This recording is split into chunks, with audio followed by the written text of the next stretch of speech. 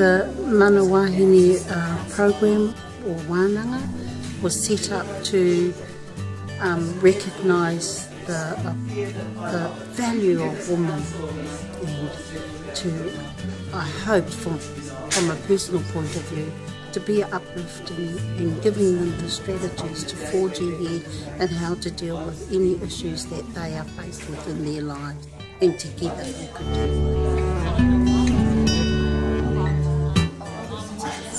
When you come into the marae, we're coming in as koteitanga. We're coming in as one. And so we leave all that behind us and we come in with an awakening of expectation. What are we going to get out of this?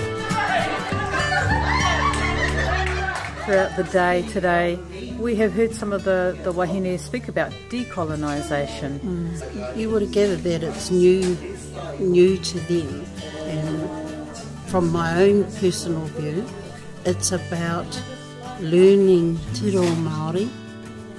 It's about finding your true belonging, your true identity. Well, the journey here has been the beginning of that.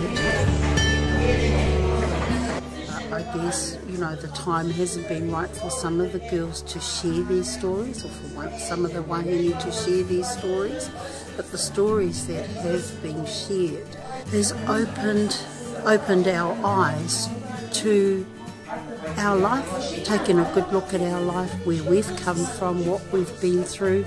There's always someone out there that's had it a lot harder than us.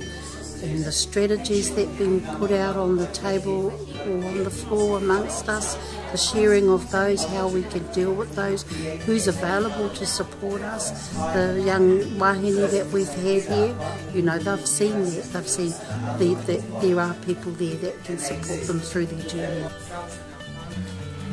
We're the only Indigenous people in the world to have developed a charter which says we as a people stand against all forms of violence.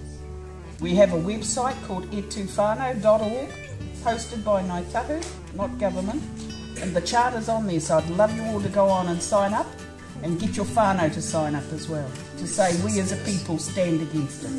What will happen after this Mana Wahine workshop?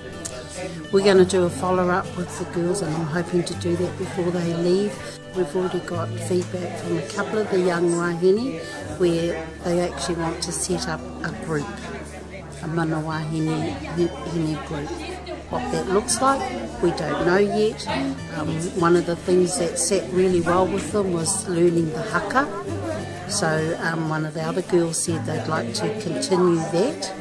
And so it's going to be a work in progress, but we can't forge ahead until we know what we're going to be working with and what they want from out of this.